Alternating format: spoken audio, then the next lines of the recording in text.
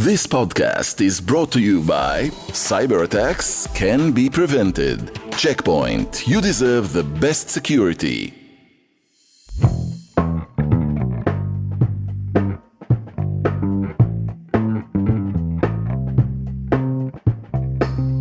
This is a watershed moment for Israel, the first part of the judicial overhaul legislation becoming a law. Protests in the street, talk of the Supreme Court striking down the legislation. A lot is going on. There are ramifications. Where this is all heading, a lot of questions. I think we'll pretend to answer at least some of them, Jonathan. It's Unholy. I'm Yonit Levy of Channel 12 in Tel Aviv. And I'm Jonathan Friedland of The Guardian in London. Yeah, we're doing an emergency episode, an update midweek because of everything that's been happening. We thought we couldn't wait till Friday. I mean, we'd said in our last podcast, Yonit, that we thought that the crunch moment had come, that we were at the moment of truth. And sure enough, on Monday, the big vote that we had been talking about, you and me, on and off for the 6 months, really, finally came.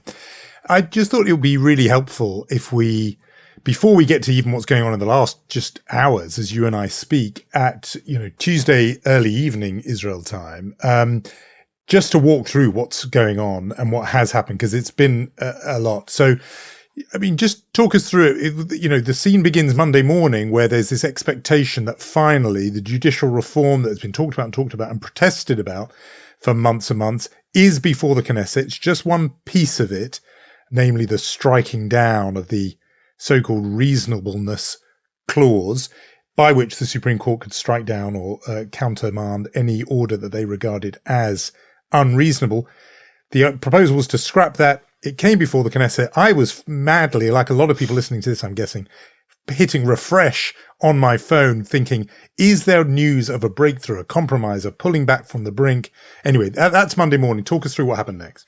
That's what other people could do. You have an Israeli friend who actually wrote to you what the outcome will be before it happened, but never mind that. I just want to backtrack a little bit, if I may, and say to those of our listeners who love literature and appreciate foreshadowing, metaphors and the like, I would point you actually to the night between Saturday and Sunday this week when Prime Minister Netanyahu fell ill. He had a transient heart block, which led doctors to actually reveal that he has had a chronic heart problem and not like the reports were initially of dehydration. But he had a pacemaker put in his heart, and for a few hours, the acting prime minister in the country was actually the Minister of Justice, Yariv Levin. So anyone looking for signs how this week was about to play out, I think could have been pretty appreciative of that story. But as you say, let's move forward to Monday morning, the opening or the beginning of what was the vote, dramatic vote about the reasonableness clause, striking down actually the reasonableness clause, which would prevent the courts from striking down any decision made by the government or ministers on the grounds that it is extremely unreasonable. Essentially, the first block in the wall of Netanyahu's attempt to change the judiciary in Israel, weakening judicial oversight and also weakening the gatekeepers of Israel's government. Now, as you said, drama was building up to this moment. Remember, Netanyahu's coalition was saying to him, you must pass this bill, and the opposition and the protesters in the streets saying you mustn't. It is really a crucial moment for the future of the country. Everyone knows how this ended, right, Jonathan? The law passed. The opposition en masse stepped out of the Knesset plenum, so the actual decision was passed 64-0 to anyone trying to convince the rest of the world that this was done in any sort of broad consensus. This was the result. And obviously this put into the clearest terms, the total split in Israel, two completely opposing views of Israel's future, and a lot of happiness on the coalition side, or particularly the people who were sort of spearheading this, and of course, a very dark day for the people who oppose this. So the reason why I was hitting refresh minute by minute was for two sets of reasons. The first one was there were lots of reports coming of meetings, sort of huddles on the floor of the Knesset, even to the last minute. Reports that, for example, the Defense Minister Yoav Gallant was saying to the Prime Minister Netanyahu, give me something here, because I've got all these reservists officers in the military who have said they're not going to serve if this goes through, a delay, a partial kind of a compromise, something. And then Yariv Levin, who you mentioned, who some people metaphorically has been saying is the actual prime minister. And as you mentioned, with that heart issue, literally became the prime minister for those few hours. Him saying no. Meetings between the heads of the military and the leader of the opposition, as if the military were briefing Yair Lapid to say, don't push this to the brink here, we've got to find a way through. All of that made me think, as I was, using my thumb to hit the refresh button, that maybe there would be the thing that usually happens in politics, which is just some decision to kick the can a little bit down the road, even if it was 48 hours, or tomorrow, we'll do it tomorrow, we'll have another meeting. That was the first thing I was checking for. The second thing I was checking for was the notion that somebody, and I did have Gallant in mind, but there were 2 or 3 others, who a couple of months ago did say that they were pleading for the whole legislative package to be put on hold, to wait. We can't drive the country crazy. We can't tear the country apart. I thought that perhaps 1 or 2 or 3 of those people would rebel and not vote for this change because they couldn't bear to see what was happening outside the building, where hundreds of thousands of protesters were filling the highways. Amazingly dramatic pictures of the road that sort of ascends from Tel Aviv to Jerusalem. Normally it's cars filled with the blue and white flags of Israel, but the flag that's been, adopted by the protests. I thought 2 or 3 or 4 Likudniks would say, come on, we can't tear the country apart. Tell me why both of those things, the frantic little meetings and a backbench rebellion, why did neither of those things happen? Well, first of all, you're not wrong about Israeli politics in general, always leaning, definitely since Netanyahu was the prime minister, leaning towards last-minute drama. This is a lot of how he operates, and you're right about the fact that there were last-minute negotiations. By the way, a lot of them happening in front of the camera. You have the picture of the day. Netanyahu sitting in the Knesset plenum. On one side of his was Yariv Levin, the other side, Yoav Gallant, the Minister of Defense, both saying contradicting things, right? Yariv Levin wanting the bill to pass, Yoav Gallant actually not, because he was very concerned about the ramifications for the military. Last time he was more vocal about it. He was fired and then unfired at the end of March. We remember that. This time a little less vocal, but yet trying to tell Netanyahu. And there were these kind of, I'm not sure how serious they were, sort of last minute attempts to maybe say, as you say, let's delay this a day or even, a few hours. That didn't work because Itamar Ben-Gvir, another very important player in Netanyahu's coalition, threatened to leave the coalition. And remember, this man is someone who in the campaign was so extreme, Netanyahu wouldn't have his picture taken next to him and now was actually listening to him. He tweeted, there will be no softening in the law. We're going to do this, and that's how it happened. I want to just mention there were also negotiations that were pretty serious in the 24-hour leading up to the vote. Gantz and Lapid, the de facto leaders of the opposition, some official and some in the polls, but our leaders of the opposition wanted to say, let's give a freeze of 15 months for the rest of the negotiations, for the rest of the legislation, and we'll soften the bill, and then we can do this. But at the very last minute, Yariv Levin said he's not going to freeze anything for 15 months. And that whole thing fell through. So that is to your question about any negotiations. Now, about the moderate parts of the Likud. We have those people. We talked about them. It's not only Yoav Gallant, it's Yuli Edelstein and David Bitan, Nir Barkat, people who had this, it was very clear that they had their stomach aches going up to this legislation. The reason that they this time decided to vote, although stating that maybe next time will be different, the reason that they went with Netanyahu, again, in background meetings and briefings that these people gave, was to say, we couldn't have the military and the reservists who are trying to dictate policy to the government so that, in their opinion, right, the irony or the paradox here was actually that what the reservists were trying to do to stop the legislation actually, again, according to these Likud ministers, made them vote for it. Yeah. I see that logic from their point of view, that and this became one of the best arguments they had, the pro-judicial reform camp, which was an elected government must be able to implement its program. You cannot have the military telling you what to do. The reason why I sort of, despite that, thought that Gallant and the others might bulk at the last minute is because this isn't just one move. This is as you said at the top, it's a watershed. This is a crossing of a Rubicon. Once you've crossed, you can't uncross. This is permanent. It wasn't just another reading or another committee stage or whatever of the bill. This was final, and something very big has changed in Israel. And we should explain this perhaps, that even though this isn't the whole package, that was what was going on in the spring, the attempt to do a wholesale reform of the entire relationship between these different branches of government, the judiciary and the executive. This was only one piece of it, salami slice. This was the first slice of the salami. But the argument is that this change alone has now and I was about to use the conditional and say would hand. No, has handed untrammeled power to the Prime Minister of the day, because he could make any kind of decision and say, and without fear that the judges will say that is unreasonable. They have lost that power to say that. We'll come to whether or not that's going to be contested. But that's a really big and final kind of act. And therefore, even with the political argument you make, or rather you convey that they are making, it seems to me such a big deal that just for the politics of the moment, it seems, to me anyway, extraordinary that people who had big qualms in April suddenly are able to not just abstain or vote for this change. And, people have been saying in the commentaries that's been triggered, now if Netanyahu decided to make demonstrating illegal, no court's there to say that's unreasonable. If he wanted to postpone elections, he could do that. Well, actually, postponing, just to say, elections are enshrined in a majority of 80 members of Knesset. So that would actually be a much more difficult thing to do. But you're right about the fact that there are many, many decisions that the governments can make, that different ministers can make in their own ministry, that are not subject to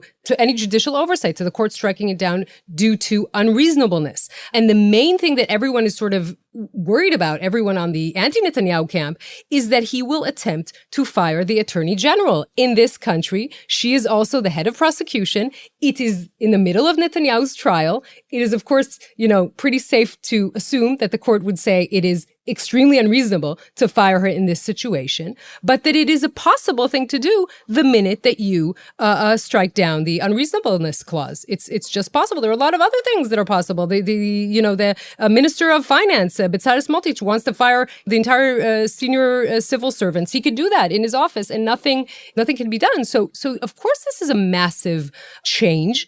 It can be undone. I just need to tell you, because the whole issue here, and by the way, Benny Gantz promised he would change it if he elected. And the reason is that every basic law in this country can be changed with a simple majority. That's part of the problem. This is an amendment to the basic law, the judiciary. So that is why it is so easy, relatively easy, to change.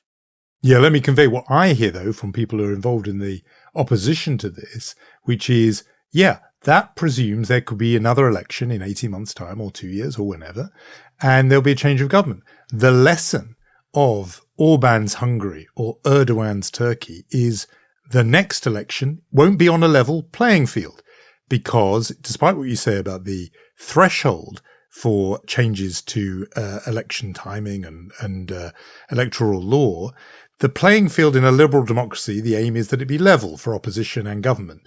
But if you hand so much unchecked power to the government, then one side in that competition has advantages that the other doesn't have. And therefore, would a further election be a fair election?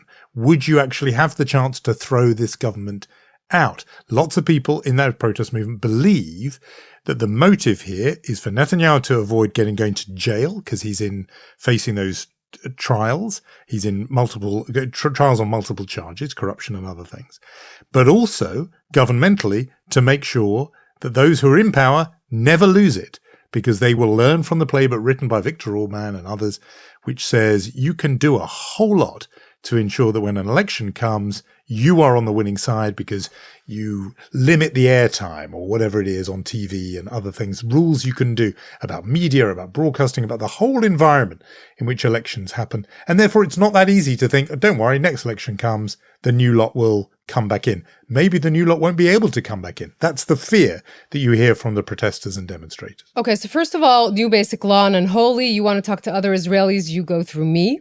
and not independently just talk to other Israelis. Okay, just to make it clear that that's a new rule here. But to your point, I would say two things. One, Israel is very different. It's still very different from Hungary and from Turkey and from Poland, but it has the military. And I think that is a game changer in this story. I think we should talk about that a little bit more. I should also tell you that there is an option that the Supreme Court will strike down this legislation. Again, this is somewhat of a constitutional amendment because it's an amendment to a basic law. So the Supreme Court can still decide that it is an unconstitutional constitutional amendment. This will, of course, put us into new uncharted territories and catapult Israel into a continued judicial crisis, constitutional crisis rather. But, that is a possibility. Yeah, that is the definition of a constitutional crisis. Exactly that scenario where two branches of government have decided opposite things. And how do you resolve that when the rules are not clear? And I don't know how that would get resolved. I mean, then you really are into who has the battalions, who has the squadrons. If Netanyahu says the law is X, Supreme Court says, no, it isn't. How does that, who's the referee in that dispute? And this is, I think, why so many people did not want, were pleading with the Prime Minister not to force this. Well, for so many reasons. I mean, Israelis fighting Israelis, those scenes of the protests before the law was passed, but afterwards with well, you tell me, but the pictures looked as if this was a much tougher police response. We talked about on the podcast not long ago when the head of the Tel Aviv police resigned, saying he had to quit because he was coming under political pressure to deal more harshly with the protesters. Images of the protesters being water cannoned and beatings handed out. It looked much more grave. And one almost wondered, is this what happens when those in power feel that they have been handed yet more power and that a major restraint on their muscle has been removed? And, look, here's the evidence right now on the streets. That's what it looked like a little bit watching those pictures from afar. And by the way, that's what it felt like to a lot of people being on the ground in these protests, saying that, up till now, 30 weeks of protests pretty peaceful, and that yesterday something changed in the way the police treated the protesters, even people who weren't blocking streets, people just, standing. There are a lot of families coming to these protests, particularly yesterday in Jerusalem and in Tel Aviv, and the reports are of a much more, brutal police trying to disperse the protesters after the decision made in the Knesset. So the military were huge in this story. Their attempts by some individuals to halt this change, saying that they would refuse to serve or to turn up for training and so on. What do they do now? What's their next move? Those either the refuseniks or those who are in charge of them? Well, look, I mean, first of all, as I said to you, this is the military in this country is a lot of what sets us apart from other countries going through the same process. Israel is a country under existential threat. The military is everything. And especially when you have a conscription army and most people have mandatory military service. And we talked a lot about the effect of hundreds of reservists saying that they will not show up. Now, it's not only a threat anymore. As of yesterday, there are pilots in the Air Force, reservists in the Air Force headquarters, which is sort of the beating heart of the Israeli Air Force, the command and control of the force, saying they're not showing up. This changes the military's readiness for war. And it's also going on through different parts of the military. Think, Jonathan, of career officers, right, who have to renew their contract. Those are people who might not do it. And we have to say something that we talked about, the meetings going on in the Knesset. A meeting that didn't go on yesterday and was supposed to go on, or at least didn't go on before the vote, was a meeting between the chief of staff of the IDF, Herzi Halevi, and Netanyahu. Herzi Halevi asked Netanyahu for 4 days to meet with him to, we assume, discuss the ramifications of this legislation. Netanyahu would only meet with him after the vote. The official line was scheduling difficulties. I would assume the non-official line is what you don't know doesn't hurt you. So that is a big deal. And what happens now is a huge question. What happens in the military is a huge question. I mean, what in terms of those individuals, do they think, well, we took our stand, it didn't work, time to drop our protests? And this goes for the protesters on the streets too, who really threw everything at this. I mean, they did more to fight this. We heard it from Tom Friedman of the New York Times last week. We heard it from Anne Applebaum a few weeks earlier that, if you compare it to the movements in the likes of Hungary or Poland, there is nothing really to compare with the relentlessness or the stamina of these protesters. 29 weeks turning out. It didn't work brutally. It didn't do what they thought it would do, which is to prevent this thing passing. The thing passed. It's now the law. Do they, at this point, what's their next move? Can I disagree with you ever so slightly? Of course. I think it's wrong to think that the protest movement failed. I will remind you that less than 7 months ago, Yariv Levin stood up and meticulously planned and said out loud, he's a meticulous man. He gave all of the stages of his judicial overhaul or coup, you can call it whatever you want, depending on your worldview.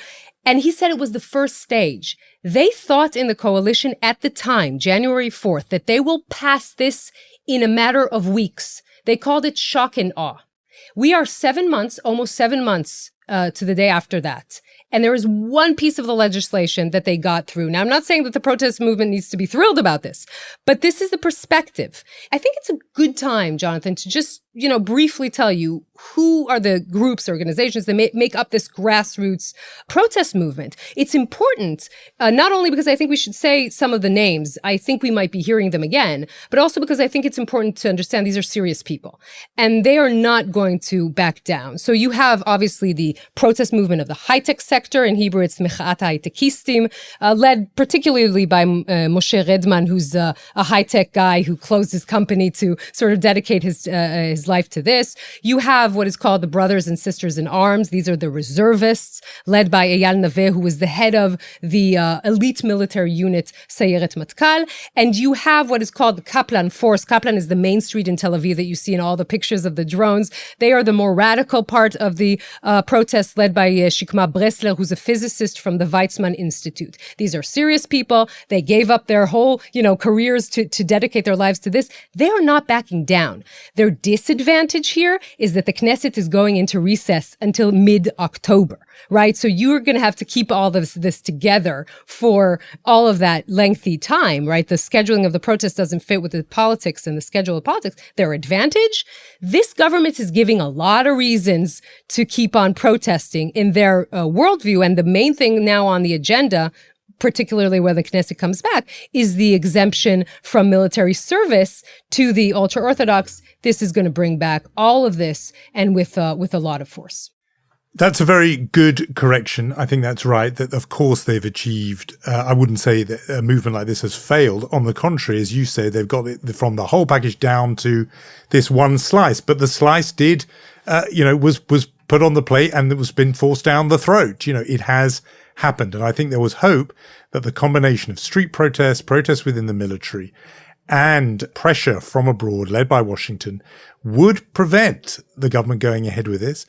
And, the Prime Minister Netanyahu does have a track record of those last minute dramatic moves. And I think there was hope that would come. Instead, the law of the land has changed. And the problem here, particularly for the protesters, is their argument in recent weeks was not, oh, look, this is only one thing. We can, let's not worry. Their argument was this one thing will be the crossing of a red line. Mm-hmm. And that red line has now been crossed. Mm-hmm. And so even though you can say, well, it's great, look, all the other 30 red lines haven't been crossed. If you've told people this is a red line and that gets crossed, on one level, there will be, I think, there's an issue there for how a movement holds together because they've thrown everything at this.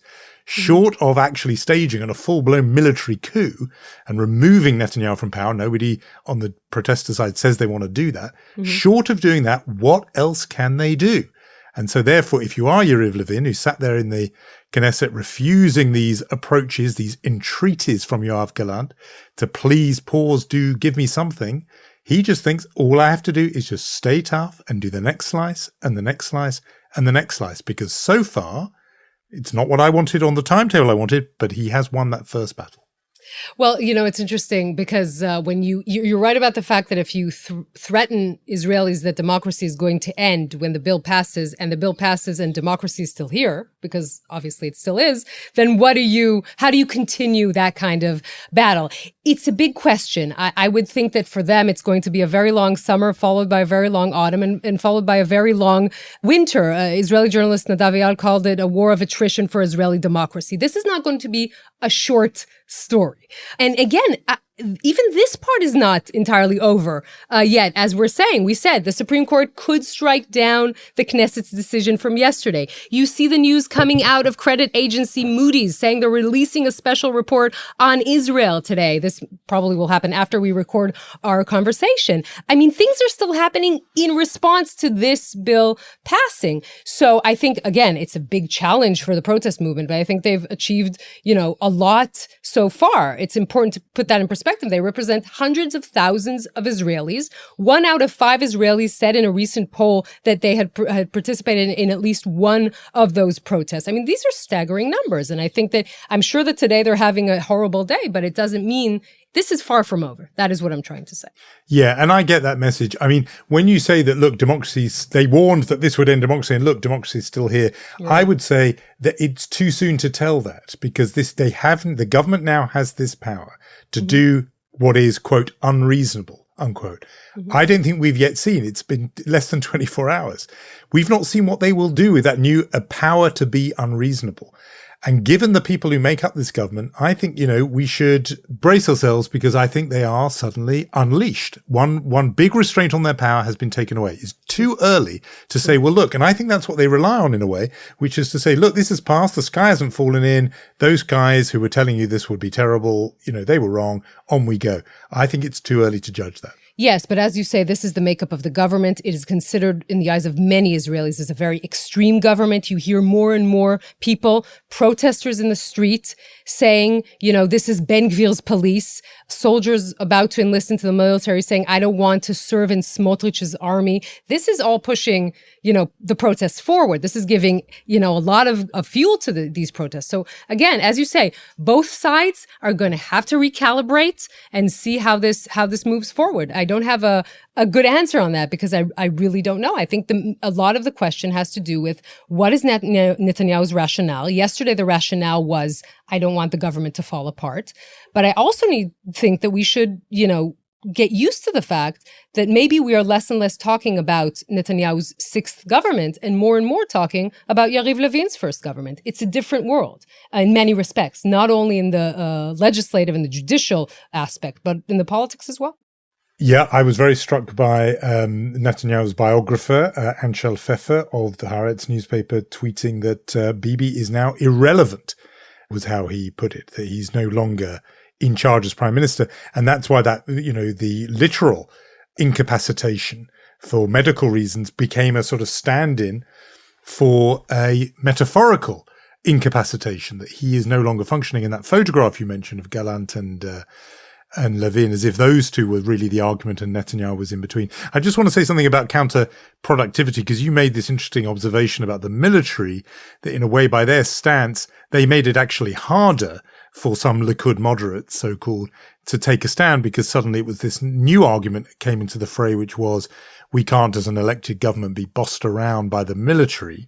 In the similar department of potentially counterproductive interventions, I would say that the statements that have come out from the White House and from Washington, which we talked about last week with Tom Friedman, in which Joe Biden urged there to be take more time, seek a consensus, that he'd be, disappointed. The White House put out a statement describing these events as, quote, unfortunate. Now, that reminded me, first of all, do you remember Susan Collins, the Republican senator, who's the sort of moderate senator, who constantly would say that she was troubled by Donald Trump's behavior, and then occasionally deeply troubled, but would always vote for him anyway. And it became a joke among sort of liberals that Susan Collins will say she's troubled, she'll make a sad face, but she'll vote with Trump. And I sort of wonder if Biden is to Netanyahu what Susan Collins was to Donald Trump, that he says it's unfortunate, or I'm disappointed, or I urge Israelis to think again. But then immediately, and the statement that came out of the White House says that, repeats that, look, Israel is our number one friend. We love Israel, deep values. Nothing's going to change. And if that's the case, I wonder if the intervention from Washington, such as it was, made Netanyahu think, okay, I've got a blank check here. I'll get some, sad face emojis coming out of Washington, but I can essentially act with impunity. Nothing big is going to change. I did raise this last week when we talked with our guests. I said, is there a stick here of any kind? No, nothing in the intelligence relationship or militarily will change. And I wonder if that did actually make him feel like, I can keep going and vote on this thing and pass it 64-0, because there'll be a sorrowful statement, but nothing else. I think that on Monday at 3:00, the person he was worried about, whose last name starts with a B, was Ben-Gvir and not Biden. And I'm not sure that all of that came into consideration. Is it productive, counterproductive? I think he assumed what you're saying, yes. But the one thing that really scared him was his coalition falling apart. Ben-Gvir, while all these kind of last-minute negotiations were going on, tweeted, this is going to happen. There will be no softening of the bill. That was it. It closed the lid on whatever he was thinking he might be doing in that instance. We should say, by the way, again, we're recording this. It's an update podcast thing. This is very much a developing story, if ever there was one. We need to update and say that, first of all, a Kalkalist newspaper, a financial newspaper in Israel, is reporting that the CEO of Moody's, behind closed doors, says, I'm furious. Never have I been personally lied to so much by a leader of state like Netanyahu. We should remind our listeners, we said the Moody's report, a special report on Israel is coming out. We should remind our listeners that Netanyahu told all of these credit agencies that he is going to seek broad consensus. He said it not only to the president of the United States, also to credit agencies. That is why we assume their reports on Israel thus far haven't been so severe. We're waiting to see what will happen. You mentioned incapacitated. I will be remiss not to say that another thing that happened today, we keep talking about the Attorney General in Israel, Gali Baharav Miara. She is fighting back against this government. There is the law that did pass a few weeks ago, also part of the judicial overhaul, one should say, is that the Attorney General can't say that the Prime Minister is incapacitated. So now Gali Baharav Miara is saying to the Supreme Court, this was an improper use of the Knesset's authority. The Supreme Court could also strike down this law, which is also an amendment to a basic law. That can also send us into a crisis here, a constitutional crisis. This is going on and on. Like, this is not at all the end of the story. You mentioned that we might describe this as Yariv Levin's first administration rather than Netanyahu's sixth. Mm-hmm. Your observation there about the person he was frightened of once that tweet came was Ben-Gvir. I mean, this is Ben-Gvir's government now. I mean, we did talk about this, that Netanyahu is a prisoner of the right. That has never looked clearer. We should mention that Ben-Gvir marked the day not just content with making it clear that the judicial reform, this measure had to go through, otherwise he was in effect going to walk. He allowed himself some ruminations on things that Israel should import from the United States, and suggested that he really liked the execution of death penalty for convicted terrorists, and was also a fan of a more widespread licensing, looser gun laws, because those both really do work so brilliantly well in the United States. I mean, Ben-Gvir is a dangerous figure. Very easy to have dismissed him as slightly clownish. He is more and more in the box seat, I think, when you look at Israel and how things are playing out there. Just one other thought that crosses my mind as we're talking, which is a very cynical politician might think it's great to vote for this thing. Then I've done my duty by Ben-Gvir and Levin. I've got it through the Knesset, and now let the Supreme Court strike it down. And then I can turn around to Biden and the others and go, the system's working, it's not happening. And he turns around to his right and says, look, I did what you asked of me. He turns around to everyone else and says, it can't be done. That's a maneuver that would be known by some politicians in some places. Do you think that is possibly what Netanyahu's hoping for? Does he want the Supreme Court to save him from himself and to save him from his right-wing coalition partners? I think there have been many times in Israel's history where Netanyahu did act in that way, right? That it was easy for him to blame the Supreme Court, the High Court of Justice, saying, oh, it's their fault they struck down this. And he wasn't entirely displeased that that happened. I really don't know. It's very hard to say what he would want. I assume that the answer is for all this to go away. Right. Remember, this is Netanyahu, who in his first speech as returning as this phoenix to the prime minister's office said he wants to deal with Iran, with the Iranian threat, and he wants normalizations with Saudi Arabia. Where are all of these issues now? And so I think what he would want is maybe to say to his coalition, we've done this first part, let's just leave the rest. I'm not sure he can. Neither is anyone else saying we're going to stop after this part. So I really don't know what his plans are for the next session of the Knesset that starts in October. Well, as you say, it is only Tuesday, and this is a moving story. We will get word on Moody's, we'll get word on other international reaction. I'm sure all of it ready for when you and I meet again later on in the week for our regular episode, which will come on Friday. But I think for now, people are a little bit updated with what's happening there. We should say, just to my final depressing point to you, just to remind you that this is the week of Tisha B'Av, which, according to Jewish tradition, the temple was destroyed and destruction fell upon the Jewish people because of baseless hatred between two parts of the Jewish people. Just to sprinkle a little bit more ominous historical warnings. We hope we're not heading in that direction. I think this episode should have come with this warning, like in the United States with the commercials, right? Like this medicine could create spontaneous combustion. We apologize. If you want to be happy about any of the unholy episodes, go to the Nick Heitner episode where we discuss Guys and Dolls. It's a much happier episode than this one. We apologize. Jonathan, I think you should apologize too to our listeners. Yeah, no, we should. We'll institute trigger warnings from now on. But look, we'll both keep talking about it. We'll both keep following it, and see you all again on Friday.